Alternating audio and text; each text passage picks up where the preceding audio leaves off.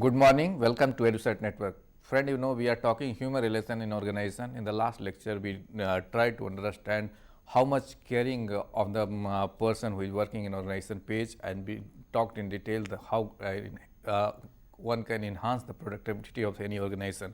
But the caring is one part of the organization.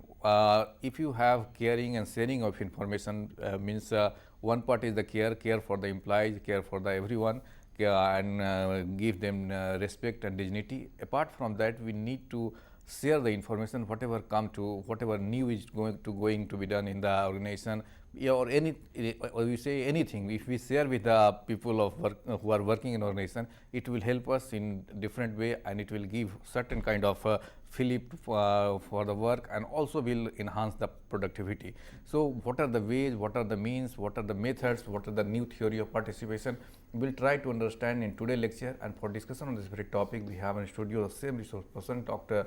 Nirmal Bhatnagar. She is an academician, senior academician, counselor, trainer, and presently she is a dean in the Department of Journalism and Mass Communication in Jagannath Institute of Management Studies, and she has long experience in working in the government public sector, and also with helping general public, those who needs help in communication, and also counsel the students how to they, go for the career in different areas. So I think her knowledge and experience, wide experience in these different areas, will help us to understand this human relation in organization, and today lecture particularly sharing of information how it could be done.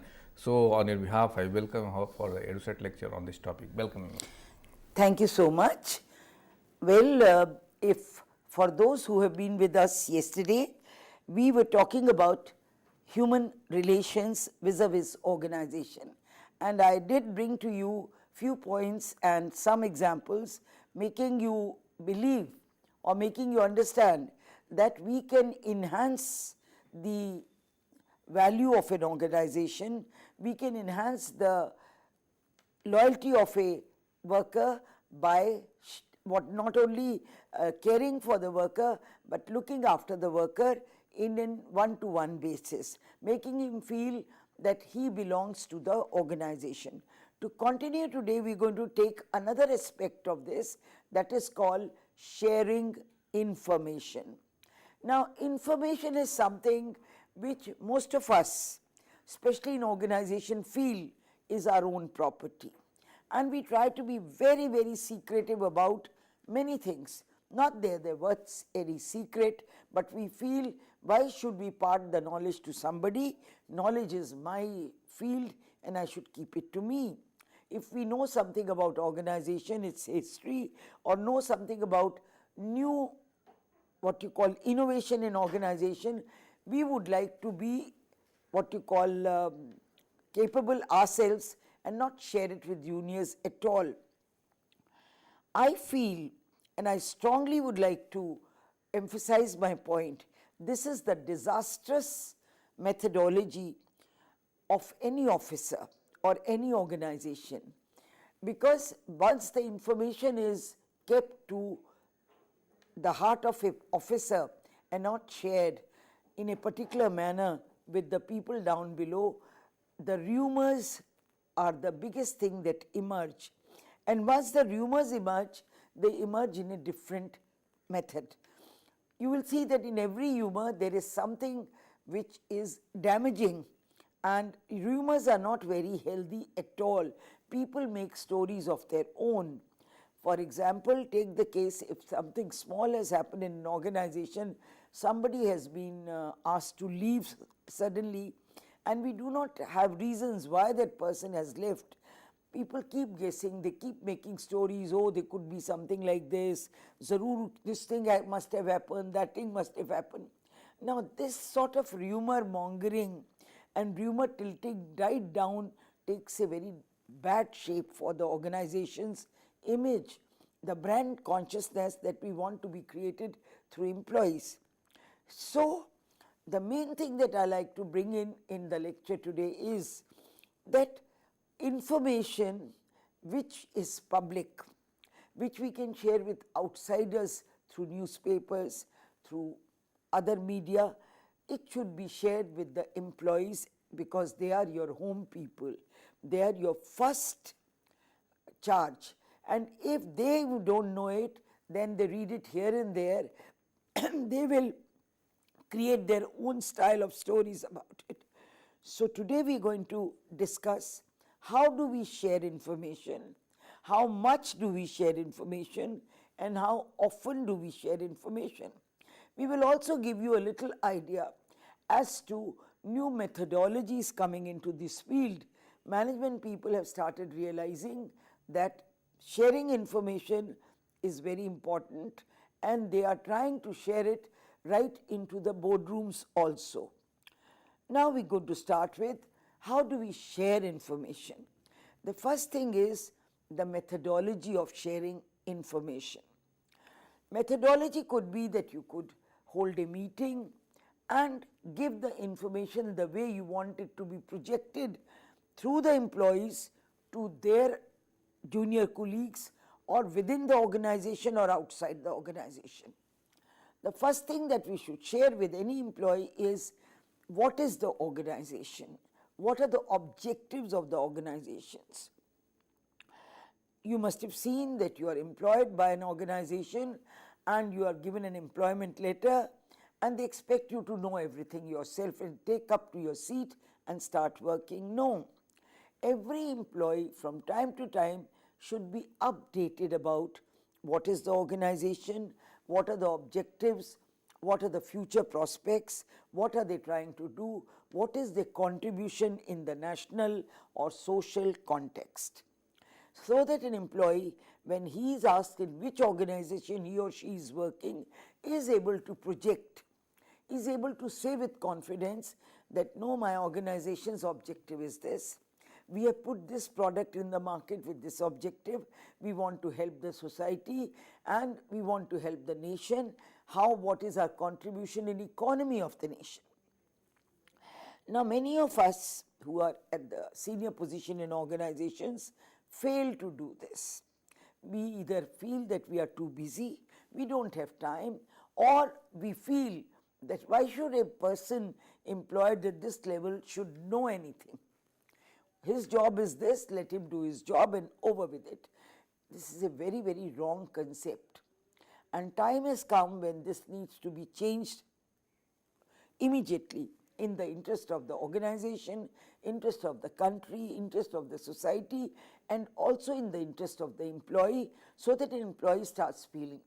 Now, how we do it, I was telling you, the first method could be meetings. We can call small meetings in our department, maybe over a cup of tea, every 10 days, 15 days. If we don't have much time every month, there could be a departmental meeting in which the top of the department should sit with the workers, have an interaction with them, and while interaction, not only talk about their own feelings, but also make them wise about what is happening in the department and what is happening vis-a-vis department's role in the major context of the whole company. Now, if a worker working under a department knows about it, he feels okay, if he has a question, if he wants to know something more, he can ask it. If not in that meeting, he can come prepared, ask it in the next meeting. So there should be a regular feature of interaction on spans. Not that you give once in a year and forget about the employees or the staff or the other people working with you again. So there has to be a constant interaction. It could be through meetings, then it could be sharing occasions. Sharing occasions is, suppose you have a small little something going on, maybe a function in the the national context, maybe a holiday, maybe a Gurpurv or a Lohri or a Holi or a Diwali or a Christmas or a New Year. Just call people, come on, let's sit over a cup of tea. If the whole organization is big enough and everybody is not able to do it, and you say, nobody is doing it, why should I do it? No. You should have your employees come in, your own department come in, call for a cup of tea if you cannot afford it officially. I'm sure the seniors can always afford a plain cup of tea from their own pocket also. It's a gesture only. And you interact with them on regular basis, and this gives them confidence that you are one of them. And they will come to you in case they find some wrong information going here and there. They will have the confidence to walk into your room and say, "Sir, this is happening, I think we need to check it. Sir, this man is doing this, we need to check it." It's not that they are doing backbiting, but in the interest of the organization, they are talking. So I have a very strong feeling that interaction should be done at the lowest level with the lowest staff. Have you seen how union unites its workers? The team of workers is a very, very big, huge thing in any organization. But at one call of the union people or the union, they all come together, and when the union tells them to go on a strike, do this thing, that thing, they do it. How does a person at the union level get organized so well? Reason is again one, because they maintain a contact, a communication with their colleagues all the time. And they give the colleagues a feeling, here is a forum, here are we sitting, where you can come and suppose you're not getting a loan, suppose there is something wrong in your house, you are hurt by the transfer that has been taking place, and you have a genuine reason for avoiding it, you can come to us and we will try to help you out. Not that they can assure that they will definitely do it, but there is someone you can rely upon. If the similar type of activity the organization can start in different departments, and departmental heads feel that they can do it, imagine the amount of confidence they will create in the organization. It's not only the confidence, they will send a feeling of belongingness to the people under working there. And number of things will be done in a department more efficiently than they could be done without meeting. Individual interaction, one-to-one interaction is the second way we can work out. One-to-one, there are certain matters we cannot do it publicly, so we have one-to-one interaction. We call one man and say, look, this is it. Now you have to go and spread it amongst your juniors and get the things done.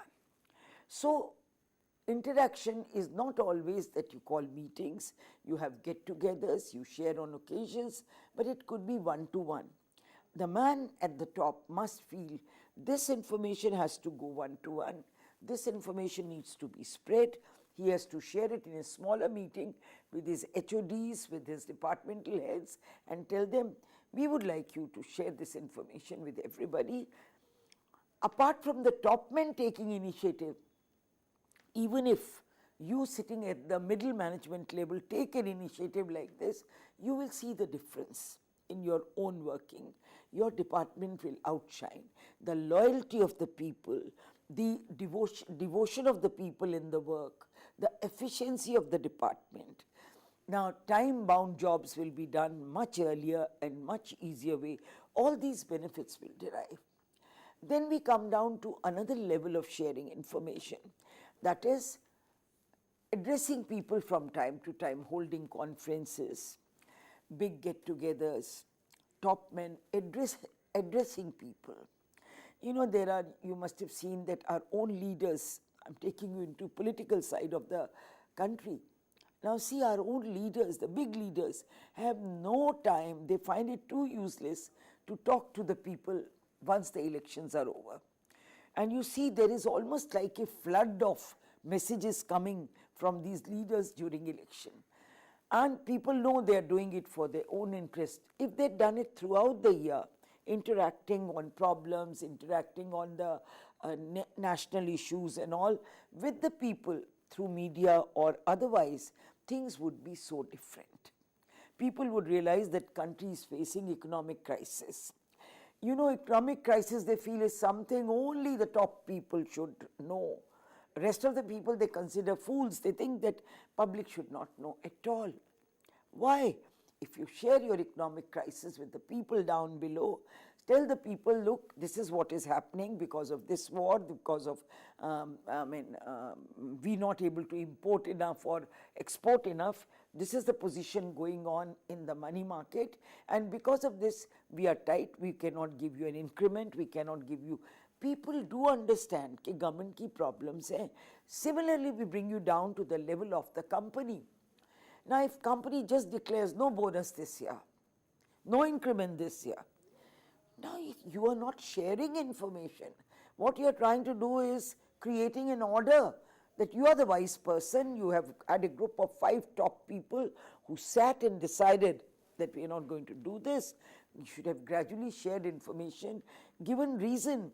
When you give reasons, when you share information, when you tell people, look, this time we had a flood in the factory and we couldn't produce, or this has happened, the machine broke down, or whatever it happened.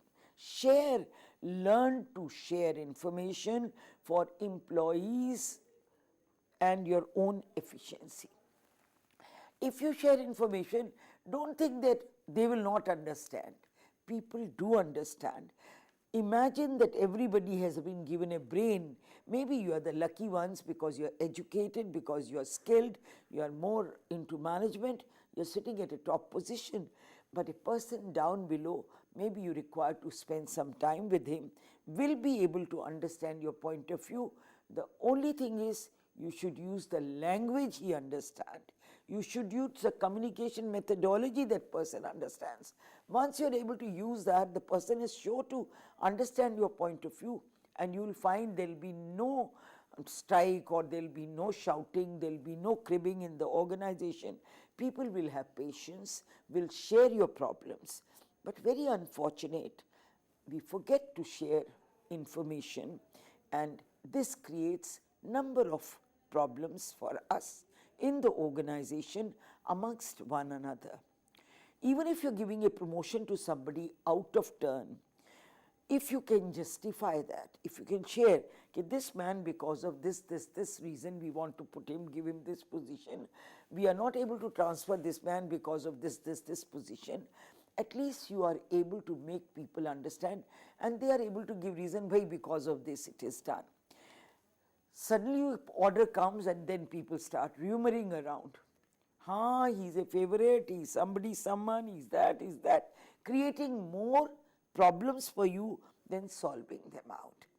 So, the third thing I said, that the top man of the company from time to time must devote half an hour addressing, interacting with the whole lot of the company.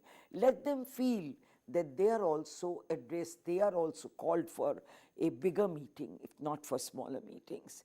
So, addressing gatherings of your own people is a very, very important part of sharing information.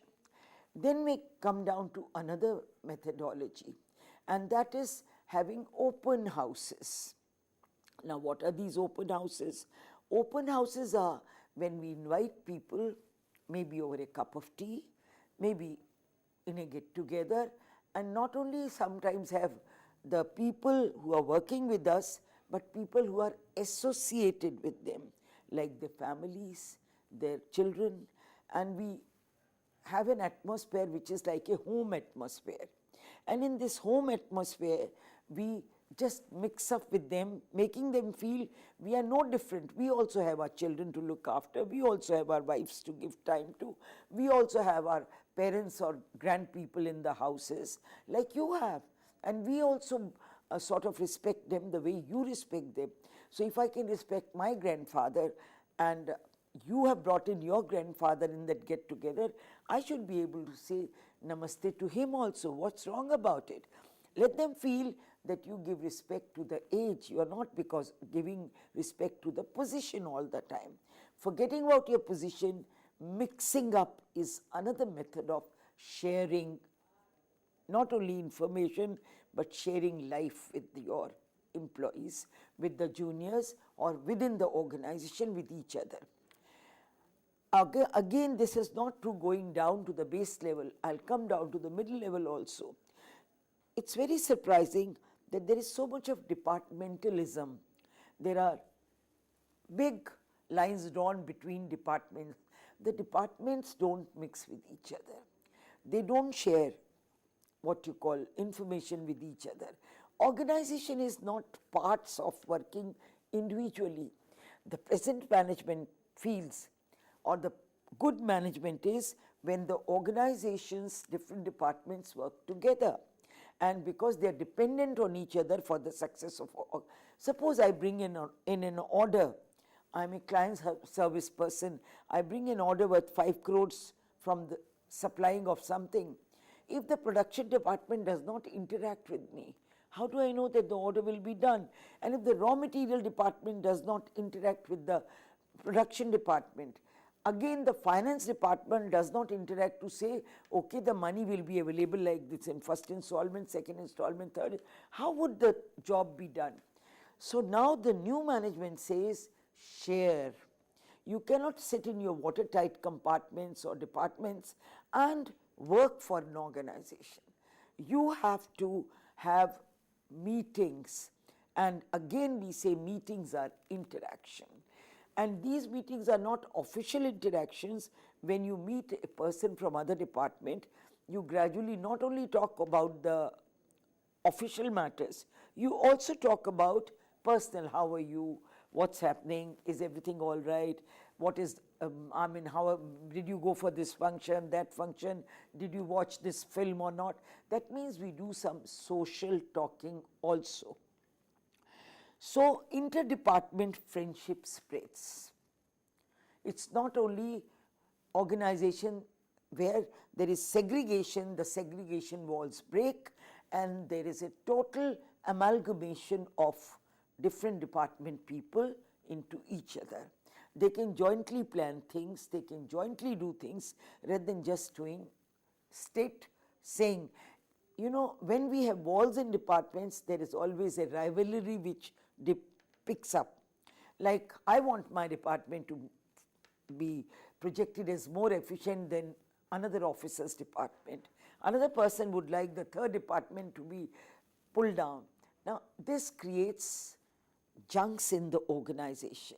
This creates frictions in organization, and employees down below me also develop that sort of segregations, which are very harmful, which not only harms the employees but the organization's efficiency in the long run.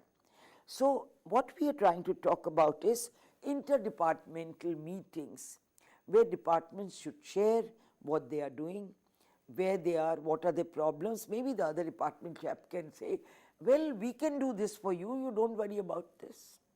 So that is called sharing, interacting, making friends, making more friendly environment within the organization. Now, the modern management, as we are talking about, ancient management was, we always had haves and have-nots separated.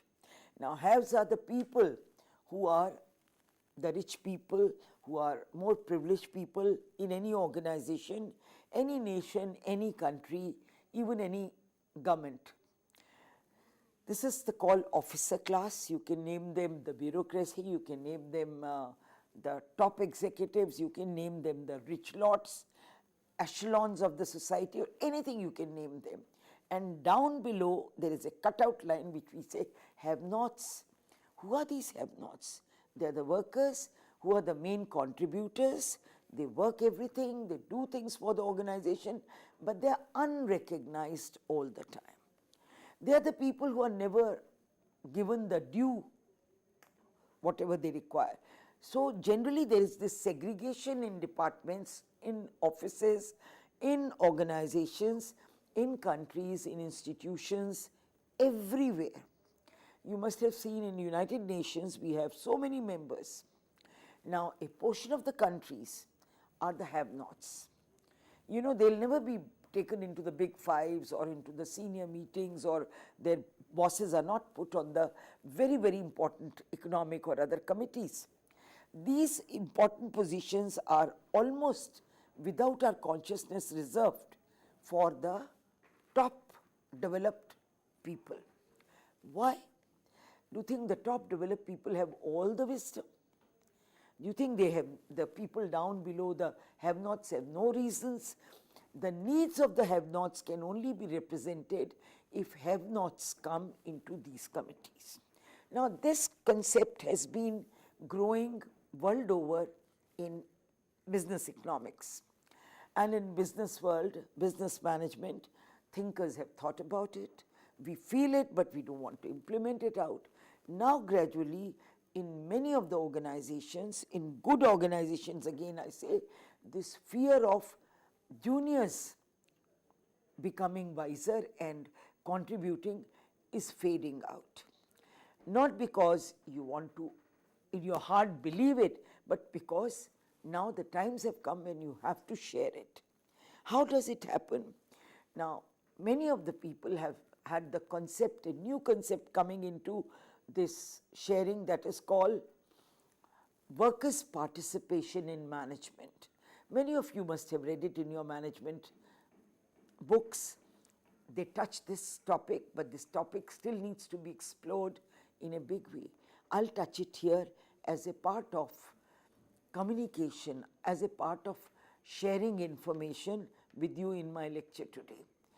Now, you must have seen when there are these important board meetings or any other important meeting at the top level, the doors are closed and there are 2-3 more extra of what you call peons employed outside or the junior staff employed outside, and they don't allow even anybody to come near that room where the meeting is going on, maybe few yards and few this thing. Nobody is coming to this wing, there's a very important meeting going on.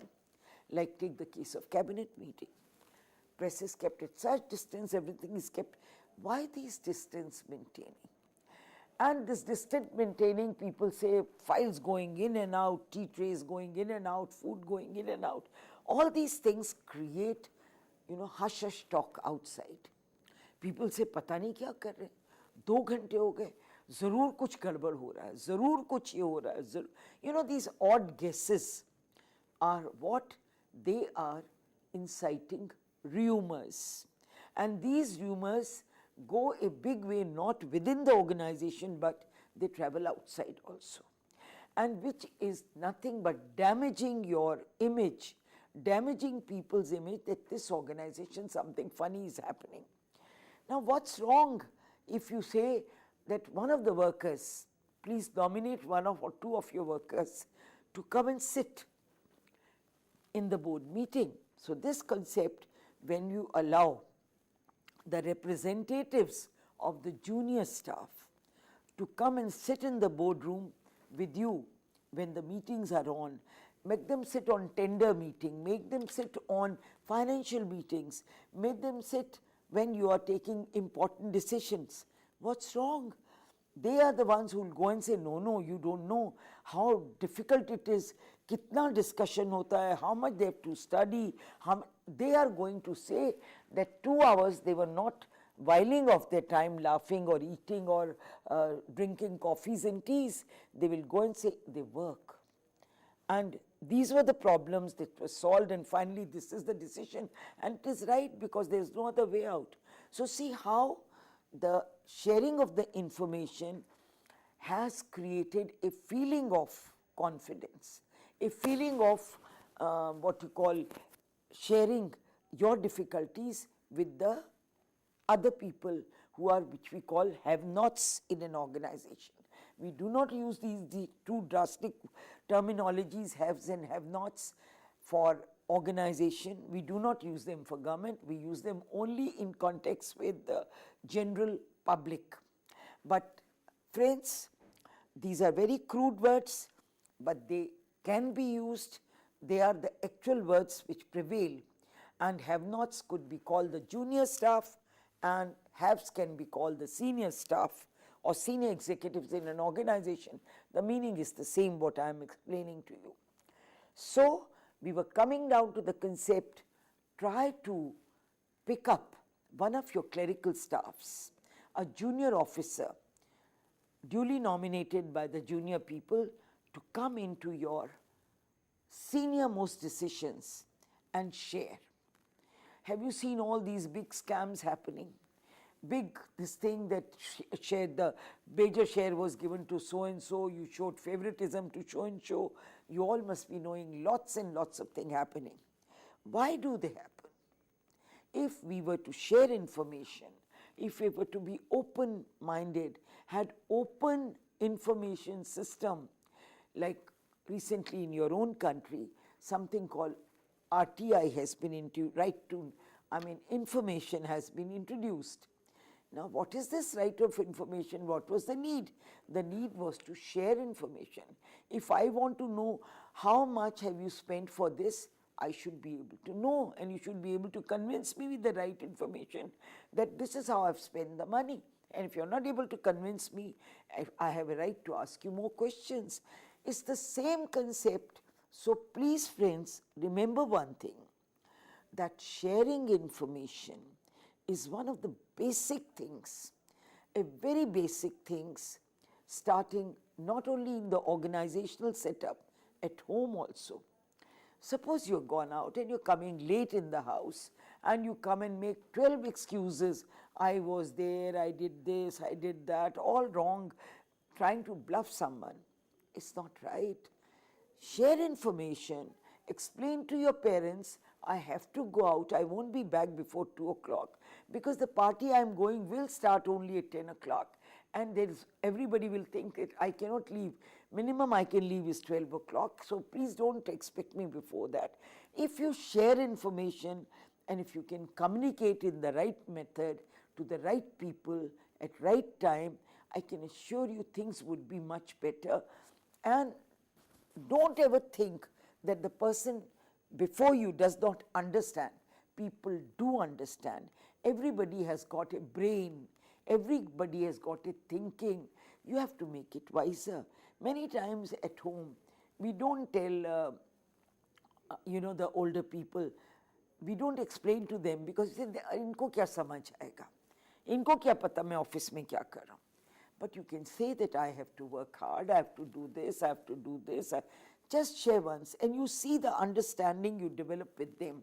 They will, the moment you are not home for some function, they'll say, नहीं, उसका office में बहुत काम होता है. They will justify you. It's the similar theory which goes from home to outside into the society and has to enter your workplace in a manner that it gives a sense of belonging. So remember one thing, the communication is changing. The world is changing. You cannot all the time be one side person giving orders. You may have any position in your life. You may be the Prime Minister, you may be the President, you may be the Director General, or you may be the owner of an organization. But you cannot take everybody for granted. You can get your point of view by deriving at a conclusion which comes through interaction, which comes through sharing, which you have to tell someone, look, I am holding this function not in 5-star hotel, but in your own office or in your own institution because this is the reason. You have to give reasoning, let the other person get the reasoning, and this is the theory which is the success story for an organization. Unless you can do this organizational success theory, your organization will always be in doldrum. Whether you are running a small entrepreneurship or whether you are into a big management group or you are into the biggest, and I say the most successful places are. Very recent example is the new party which has propped up in our country.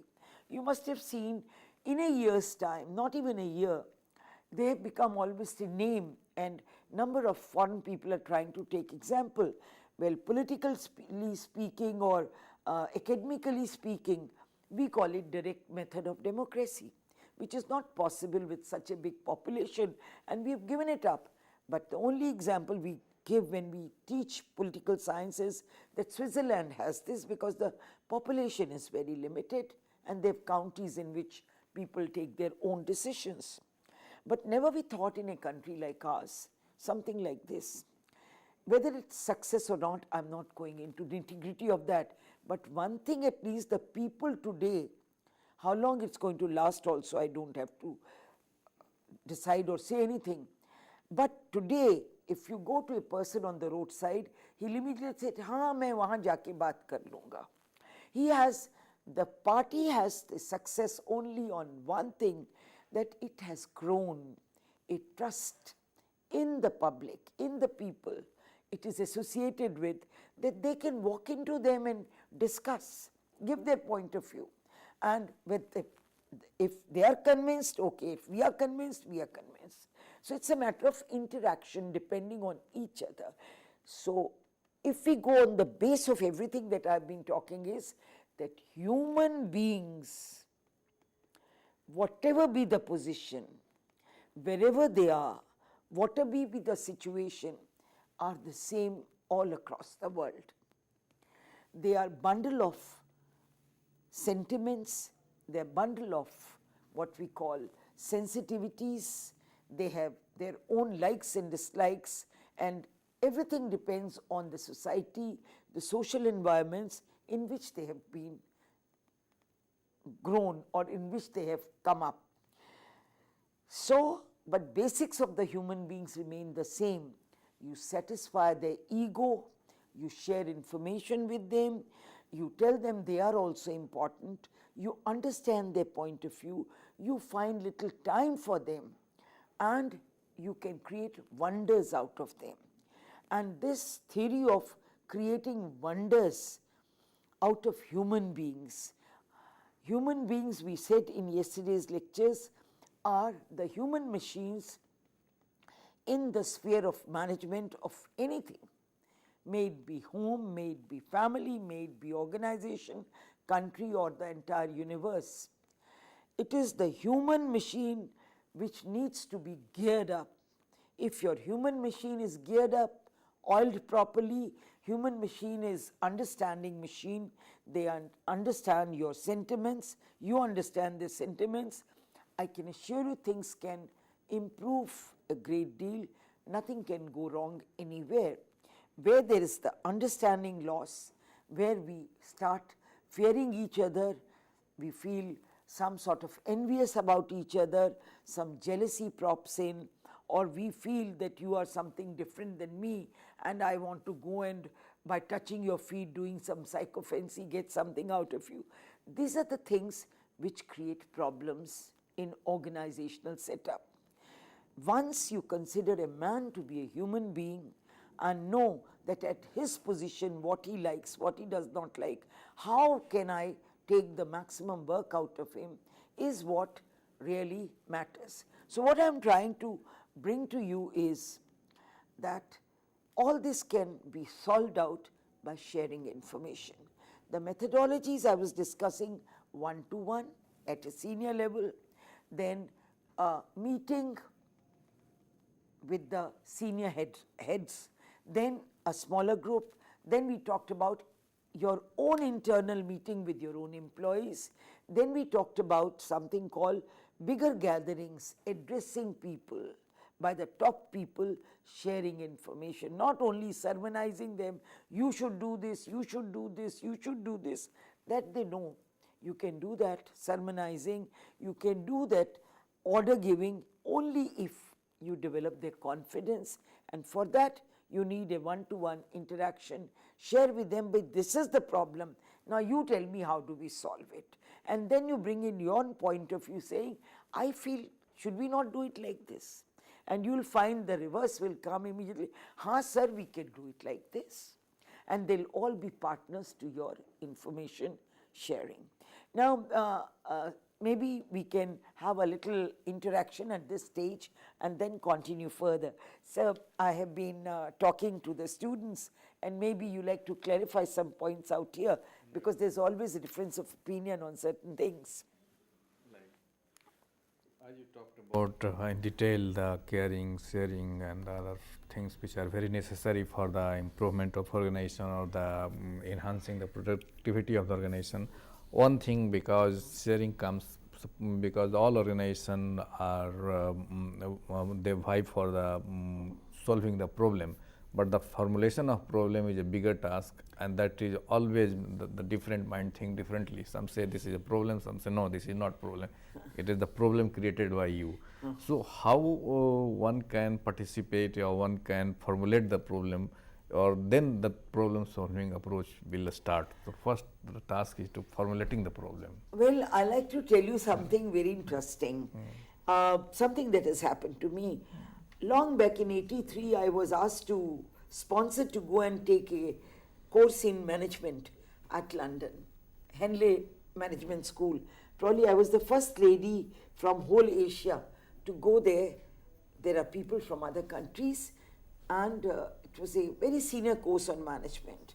And for the first time in '83, I learned what you're calling problem sharing. They would bring big problems and put before us, and we were so novice we wouldn't say. And I remember in my time they brought in that time the Ford company, it's one of the biggest automobile companies, was going down the drain, and they had very big financial issue and they didn't know how to solve it. So just see, they brought the Ford problem to us, the board, and said, okay, we like you. Now problem is there, the problem was created, by whom we don't know, but it was there. They brought it, and we were about 10, 12 people sitting from different countries, and as a management exercise, they put the problems and now you solve it. Now how do we solve it? So I'll tell you the methodology they picked up. It's never, and I use it even now, and I can tell you the students should try to use it, or those who are listening to me, try to use it. The methodology they gave us, that each one of you, us, one person was put on a blackboard, and each one of us was asked to give a solution. So maybe somebody said burn the company, get the insurance money. Somebody says no, we should take the workers into care. Somebody gave another. Somebody gave a very foolish thing, okay, take a bomb, blast out the company. You know, they were stupid, every types of solutions coming, and the guy on the blackboard went on jotting out these points. After all 12 of us had a round, he said, come on now, let's look at these points. Now let's pick up only the feasible points out of them and eliminate the ones which are not feasible. So elimination process, we said, no, I think we shouldn't bomb the company. We shouldn't fire out the workers. And then you come down to, after those 12, we came down to 6 solutions. Then we had another round. And round after round, we went on adding, deleting, and eliminating. This is called elimination process. And you'll be surprised, by the time we reached 3 leftovers, we could interact very well and we could provide a solution. And we were shocked ourselves, how could we do it? So problems, I tell you, sometimes there are problems which are created and we feel and we take tensions in our head, how to solve them, what to do. Overnight we take them home, how house life is disturbed, and we are in big tensions. But I can tell you, problem solution requires an interactive way again. Times have come when we feel, let me take suggestions of 3-4 people. Find out, bhai ye hai, kis tarah karna chahiye. Will I be unfair if I do like this? Will I be unfair if I do like this? Will it be fair if I do it like this? And in the discussions, you sometimes come across points. Ultimately, decision is yours. You're not passing on your power to somebody. You're only using some brains to add on to your own brain power. But, you know, we are human beings. We all feel that, look, if I share it with others, they'll say he's a fool. And maybe we are scared of losing our authority. Maybe we are scared of losing our reputation. But I feel that times are changing. Even if sometimes a solution can come from a very ordinary person. So we should try to, communication and interaction is what we require today. More communication, more interaction, better knowledge. Now see, we are sharing knowledge through communication skill. The number of students must be here who will not read so many things here and there. But when you speak here, or one of the teachers speaks here, or one of us speaks here, probably because of our experience, because maybe we read 20 more things, they can by listening, they can by interacting, become more wiser, clarifying their queries, making a phone call and saying, I think this, I don't think it is like this, how do you feel it? Maybe I learn more and they learn more. So I have a feeling that problem solving needs, these problems are created by people, sometimes purposefully they are created. So the best thing is, do not take all the tensions in your head and go on fretting over it for days together and still make the other person feel very happy. Oh God, I've given him the tension. No. Share it. Share it at home. If you feel you have a confidence, share it with him. Share it with your own staff, which is an official type. And I'm sure something comes out of it. And share with yourself also. Yes, you can go do that also. Yeah. Because sometimes happen, okay, this is problem, it goes on. Goes but we on. don't try to solve it. We don't want to follow it. We keep it as a problem. Yeah. We don't sit quietly and think about it and go into introspective and do it. So go into your own introspective sometimes. So that is why I say that the way the life is moving so fast, one needs time for oneself also. Not only for recreations, but also for self-grooming, self-development. If you are by yourself, you do something by yourself, some time to just sit and relax. At that relaxation, that not that you're doing something, but you're thinking, your mind is doing something which you want to do. And the moment you try to solve it, the solution will come. Automatically it comes in. Yeah. So I agree with you. yeah. So one thing, the elimination process, jotting down, talking to others, talking to himself.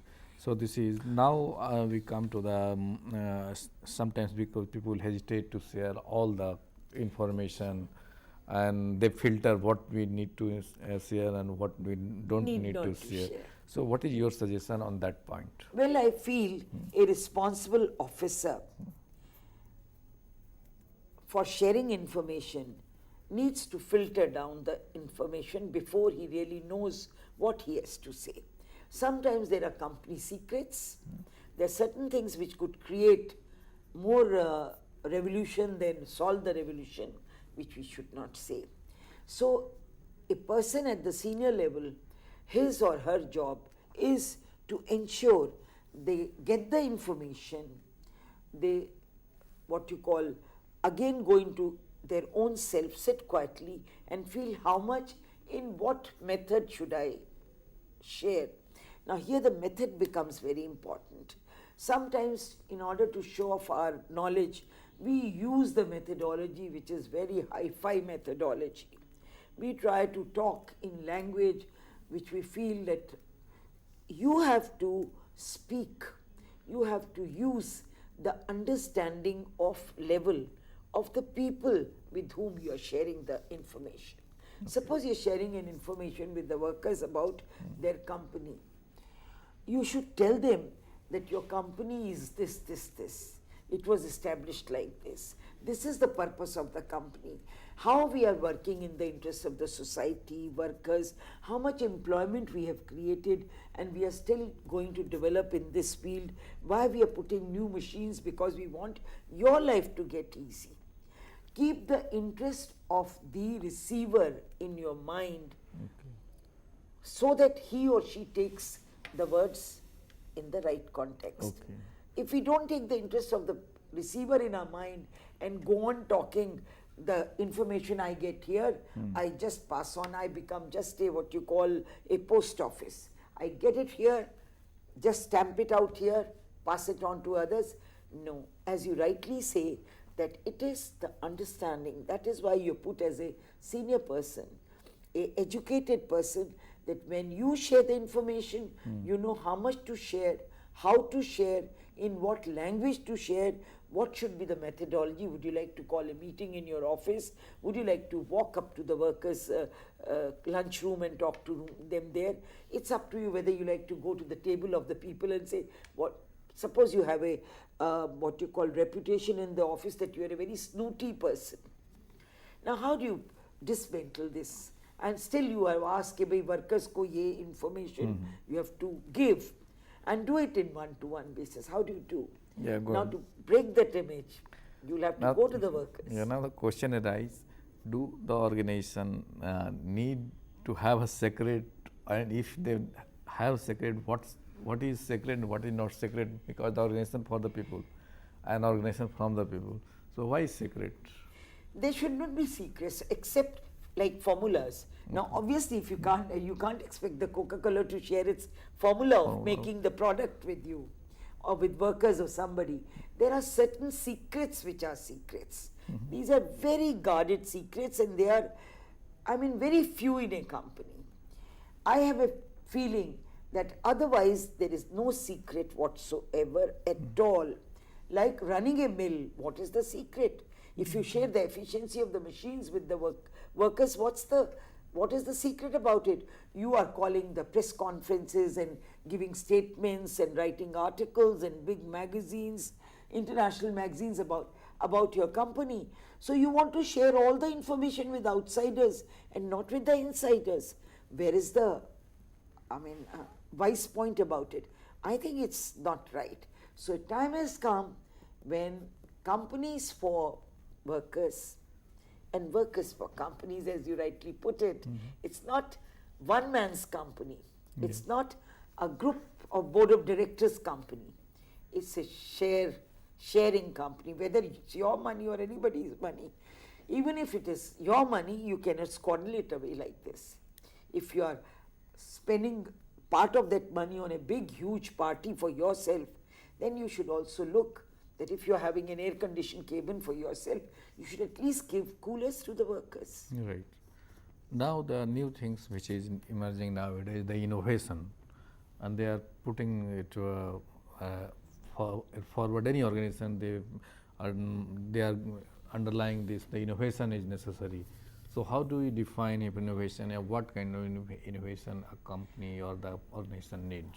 Well, innovation is when we want to change the culture of the organization, when we want to modernize the organization, to bring in something new, to take the organization step further.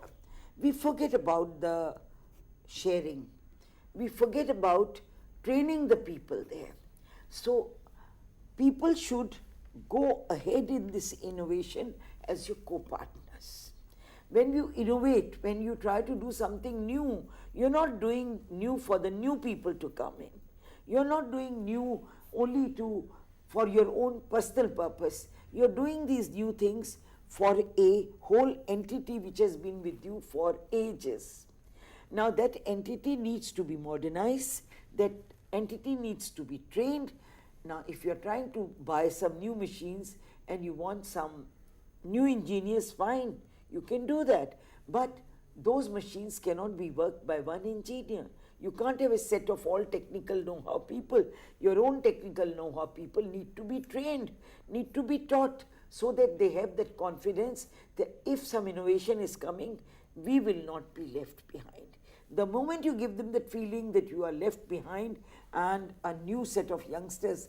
Now if you see the present scenario going on in the country, I know 35% of the country's youth is going to be, this is going to be the country of youth. See, the moment you talk to a group beyond 50, they are in a very bad state. They are not very stable. They feel, oh, future is not for us.